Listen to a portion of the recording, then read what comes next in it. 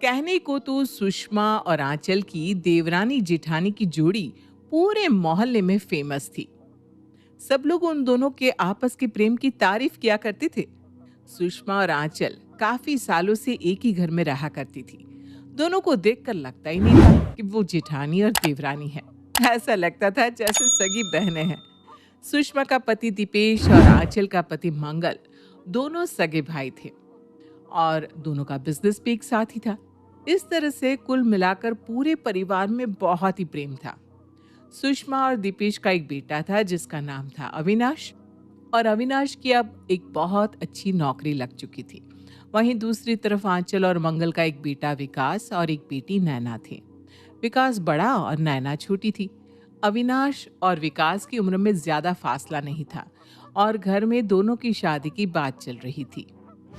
अरे भाभी, मैं तो सोच सोच कर ही परेशान हूँ। कल को घर में बहू आ जाएगी तो मेरा क्या होगा। क्या सुषमा, कैसी बातें करती है?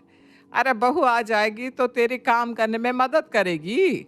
रहने दो भाभी, मैंने तो देखा है सास बनने के बाद औरतों की कदर नहीं रहती।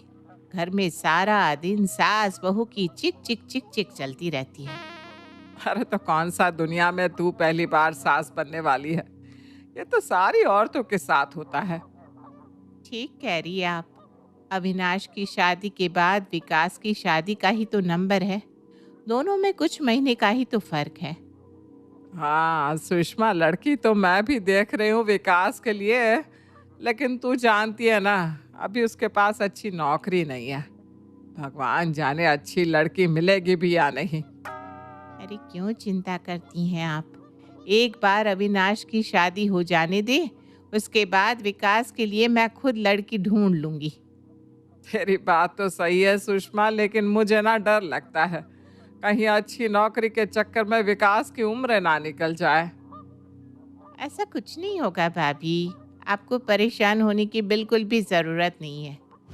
कुछ ही दिनों के बाद अविनाश की शादी सौम्या नाम की एक लड़की के साथ तय हो जाती है और ये खुशखबरी सुनाने के लिए सुषमा और दीपेश दोनों ही आंचल और मंगल के पास जाते हैं। अरे मुबारक हो भाई साहब, अविनाश की शादी तय हो गई है। बहुत अच्छी खबर है ये तो। अब बस जल्दी से विकास के लिए भी कोई अच्छी लड़की मिल जाए। अरे मिल जाएगी, आप क्यों चिंता करती हैं। बस एक बार अविनाश और सौम्या की शादी हो जाए, उसके बाद विकास की शादी का नंबर लगाते हैं। सही कहते हैं आप देवर जी।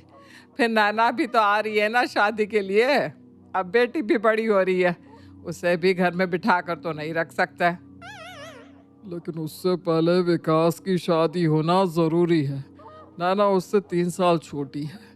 पहले घर में बहू आ जाए, फिर बेटी को विदा करेंगे। देखते ही देखते अविनाश और सौम्या की शादी हो जाती है और सौम्या शादी होकर घर में आ जाती है। लेकिन सौम्या के आने के बाद सुषमा के तेवर कुछ बदले बदले से नजर आने लगते हैं। अरे सुषमा, अब तो अविनाश की शादी को 2-3 महीने बीत चुके हैं। विकास के लिए भी कोई अच्छी लड़की ढूंढो ना। आप तो जानती है ना, बहू के आने के बाद मैं कितना बिजी हो गई हूँ। अभी तो शादी का काम भी नहीं पूरी तरह से खत्म हुआ और आप ना अपनी बात लेकर आ गई। क्या हुआ ताई जी, आप किस बात से परेशान हैं?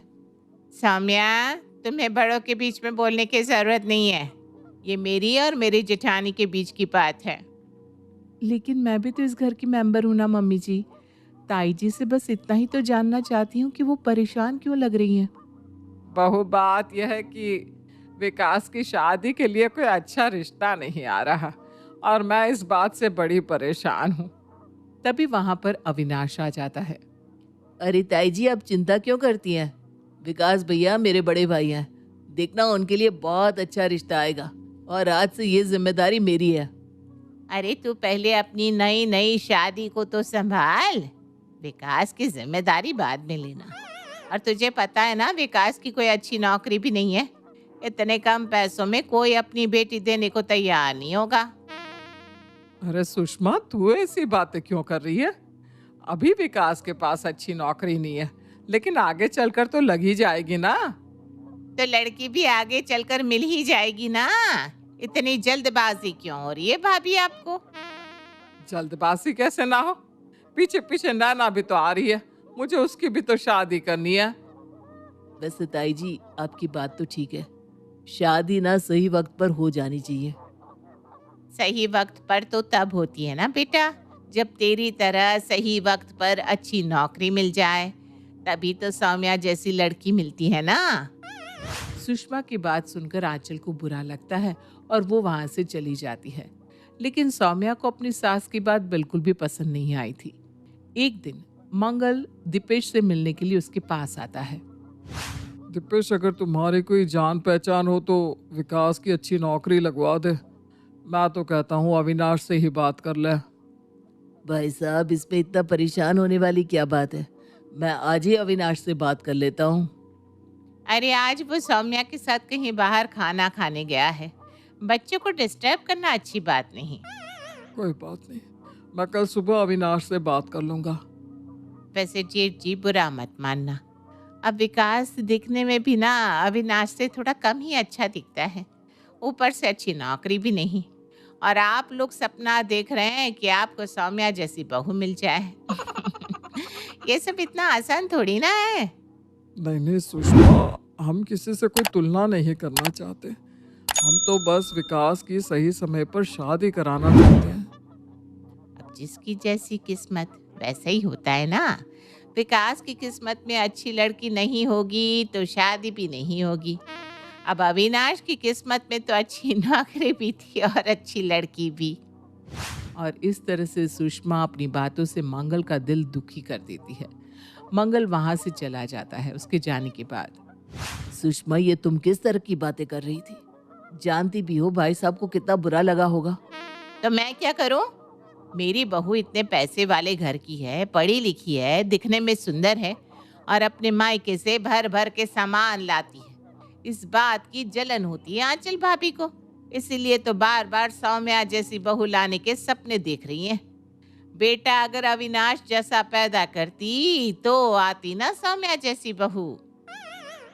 तुम्हें तो कुछ भी समझाना बेकार है, लेकिन एक बात फिर भी कहूंगा, तुम्हें इस तरह से घमंड नहीं करना चाहिए। कुछ वक्त और बीत जाता है, लेकिन विकास के रिश्ते की कहीं कोई बात नहीं चलती। इस बात से विकास परेशान हो जाता है और एक दिन आंचल और मंगल के पास आता है। मम्मी पापा, मैंने कुछ डिसाइड किया है। क्या बात है भैया, आप इतने परेशान से क्यों लग रहे हैं? आखिर क्या था विकास का डिसीजन? परेशान तो मैं हूं नैना, इस वजह से परेशान हूं क्योंकि इस घर में सब लोग मुझे अविनाश के साथ कंपेयर करते रहते हैं। ऐसी बात नहीं है बेटा, हम तो तुझसे बहुत प्यार करते हैं और हम जानते हैं कि एक दिन तेरे साथ भी सब कुछ बहुत अच्छा होगा। देख बेटा, तुझे किसी की बातों से परेशान होने की जरूरत नहीं है। नहीं नहीं पापा, मैं परेशान नहीं हूँ, लेकिन मैं कुछ दिनों के लिए दूसरे शहर में नौकरी करने जाना चाहता हूँ। लेकिन भैया आप चले जाएंगी तो हम लोगों का मन कैसे लगेगा? विकास, तुम दूसरे शहर में नौकरी करना चाहते हो वो ठीक है बेटा, जैसे तुम्हें अच्छा लगता है वैसा करो। कैसी बात कर रहे हैं? एक तो वैसे ही उसकी शादी नहीं हो पा रही, दूसरे शहर में चला जाएगा तो रिश्ता कैसे मिलेगा? हमेशा रिश्ता मिलना और शादी होना ही जिंदगी की सबसे बड़ी बात नहीं होती। अगर मेरा बेटा कुछ दिनों के लिए कहीं और जाकर रहना चाहता है तो ठीक है, और रही बात शादी की, तो जब उसकी शादी होनी होगी तब हो जाएगी। हाँ मम्मी, वैसे पापा की बात ना बिल्कुल ठीक है। अगर भैया यहाँ पर रहेंगी तो हमेशा कोई ना कोई उन्हें कुछ न कुछ कहता रहेगा। ठीक है बेटा, अगर तू दूसरे शहर में नौकरी करने जाना चाहता है तो बहुत अच्छी बात है, लेकिन देख, जिस दिन मुझे तेरे लिए कोई अच्छा रिश्ता मिला ना, मैं तुझे वापस यहीं बुला लूंगी। मैं वादा करता हूँ मम्मी, जिस दिन आप मुझे बुलाएंगे मैं वापस चलाऊंगा, लेकिन प्लीज मुझे कुछ दिन के लिए जाने दीजिए ताकि मैं इस माहौल से दूर रह सकूं। और इस तरह से विकास जॉब करने के लिए दूसरे शहर में चला जाता है। कुछ महीने और बीत जाते हैं, लेकिन विकास की शादी नहीं हो पाती। इधर सौम्या के बिहेवियर में धीरे धीरे चेंज आने लगता है।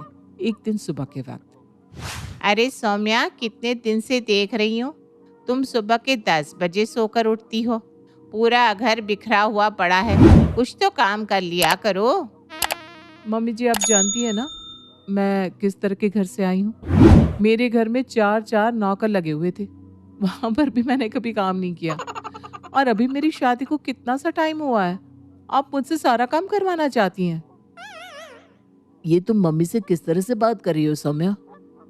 तो और किस तरह से बात करूं, मुझे काम करने की आदत नहीं है, और वैसे भी आज मुझे शॉपिंग के लिए जाना है। तो घर का काम कौन करेगा? घर के काम के लिए नौकरानी भी तो आ सकती है ना। मैं इस घर के काम करने के लिए थोड़ी ना आई हूँ, शादी करके आई हूँ, समझे। और इतना कहकर सौम्या वहां से चली जाती है। मम्मी, सौम्या की तरफ से मैं आपसे माफी मांगता हूँ। पता नहीं इसे इन दिनों क्या हो गया है। देख बेटा, अब मुझसे ना घर का सारा काम होता नहीं, बस इसलिए मैंने सौम्या से काम करने को कहा था, लेकिन उसने मुझे ऐसा जवाब दिया। और ये कोई आज की बात नहीं है, पिछले कुछ दिनों से वो मुझसे इसी तरह से बात करती है। ठीक है मम्मी, मैं सौम्या को समझाने की कोशिश करूंगा। उधर दीपेश और मंगल दुकान पर बैठे हुए थे और आपस में बातें कर रहे थे। विकास को दूसरे शहर में गए हुए बहुत दिन हो गए, आपने उसे वापस आने के लिए नहीं कहा?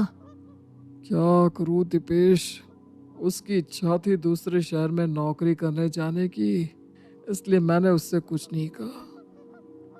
कुछ खबर है वो कब आने वाला है? हाँ, कल शाम को ही फोन आया था, आज दोपहर की ट्रेन से आ रहा है। कह रहा था कोई बहुत बड़ा सरप्राइज देने वाला है। शाम के वक्त जब दीपेश और मंगल घर पर पहुंचते हैं तो विकास को वहां पर देखते हैं।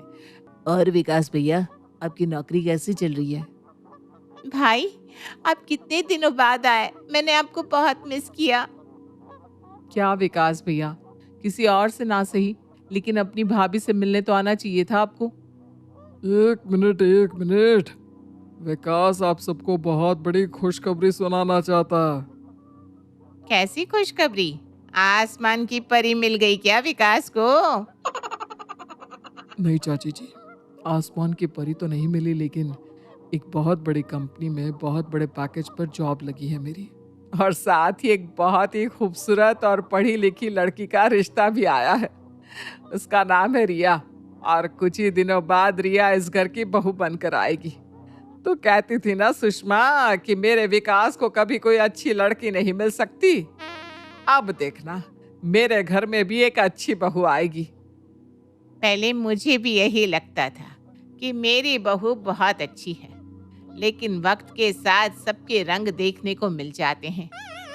मम्मी जी, आप सबके सामने मुझे ताना मार रही हैं। ऐसा तो मैंने कुछ नहीं कहा बहू, लेकिन तुम्हारे तेवर देखकर तो यही लगता है कि बेकार में ही तुम्हारी तारीफ के चक्कर में मैंने अपनी देवरानी से झगड़ा किया। ये बात यहीं पर खत्म हो जाती है और कुछ दिनों के बाद रिया उस घर में शादी होकर आ जाती है। रिया का बिहेवियर सबके लिए बहुत अच्छा था, वो सबका बहुत ख्याल रखती थी। विकास भी अपनी नौकरी अब वापस उसी शहर में ले लेता है। चाची जी, आज मैंने आपकी पसंद का खाना बनाया है, आप मेरे साथ चलिए ना, खाना खा लीजिए। अरे बेटा, तू कितने प्यार से मुझसे बात कर रही है, लेकिन मेरी बहू सौम्या तो मुझसे ऐसे बात करती है जैसे मैं इस घर की नौकरानी हूँ। सुषमा, मुझे तेरे लिए बहुत बुरा लगता है, लेकिन तूने भी सौम्या के आने के बाद मुझे कम खरी खोटी नहीं सुनाई।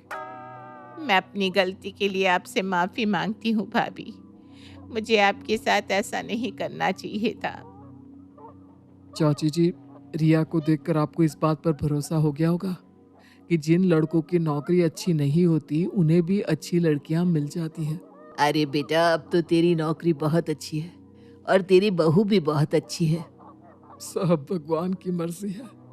मुझे तो लगता था कि मेरे विकास को जिंदगी में कभी कुछ अच्छा मिलेगा ही नहीं। ऐसा नहीं कहते भाई साहब, विकास बहुत अच्छा लड़का है, इसकी वजह से इसे सब कुछ अच्छा मिला। अब हमारे घर में भी सब कुछ ठीक ही है। हाँ पापा, बस सौम्या का बिहेवियर थोड़ा ठीक हो जाता तो सब कुछ ठीक हो जाता। तभी वहां पर सौम्या आती है, उसे देखकर सब लोग चुप हो जाते हैं। आप लोग मेरे बारे में बात कर रहे थे ना? जो कहना है सामने क्यों नहीं कहते? बहू, अपने बड़ों से बात करने की तमीज भी नहीं तुम में। मम्मी जी, मुझे तो सबसे बात करने की तमीज है, लेकिन एक बात बताइए, जब मैं इस घर में शादी होकर आई तो आपने ताई जी और ताऊ जी से किस तरह बात की? विकास भैया का कितना मजाक बनाया, क्या कुछ नहीं कहा उनके लिए? ये तुम क्या कह रही हो सौम्या? एक मिनट अविनाश, मैं इतने दिन से मम्मी जी के साथ अच्छा बिहेवियर इसलिए नहीं कर रही थी क्योंकि मुझे अच्छा नहीं लगता था जब वो विकास भैया के साथ गलत व्यवहार करती थी। मैं बस उन्हें सबक सिखाना चाहती थी कि एक पैसे वाले घर की बहू अच्छी हो ऐसा जरूरी नहीं होता। सौम्या बिल्कुल ठीक कह रही है सुषमा, तेरा बिहेवियर बिल्कुल अच्छा नहीं था। मैंने जो कुछ भी किया मम्मी जी को ये बताने के लिए कि हर इंसान की जिंदगी में अच्छा वक्त आता है, जैसे विकास भैया की जिंदगी में अब आया और उन्हें रिया जैसी पत्नी और अच्छी नौकरी मिली। थैंक यू भाभी। थैंक यू भाभी, आपकी वजह से आज फिर से हम सब एक साथ